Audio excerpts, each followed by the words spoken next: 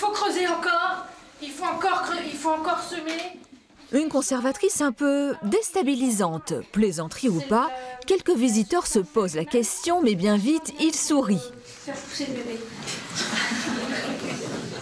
Et jouent le jeu. Certains même confient leurs secrets à l'oreille d'une sculpture. C'est vrai que c'est une façon amusante de découvrir l'exposition que j'avais déjà vue sérieusement. Donc c'est sympa de la voir pour rire. C'est surtout l'atmosphère. On voit que les gens sourient et qui rient. En général, ils sont toujours un petit peu coincés quand même. On a du mal à les détendre alors qu'en fait, c'est des lieux où on peut tout à fait s'amuser. L'exposition L'éloge de l'étrange du musée Cécile Sabourdi n'aura donc jamais aussi bien porté son nom.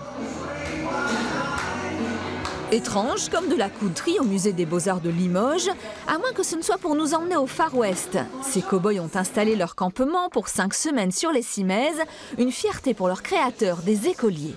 D'être à part entière dans le musée, d'avoir son cartel comme les autres artistes du XVIIe, du XVIIIe, et de se rendre compte que le musée n'est pas seulement que pour les autres, mais aussi pour eux, et que c'est un objet qui leur appartient, et d'autant plus à ce moment-là, puisqu'ils sont dedans, au même titre que des artistes.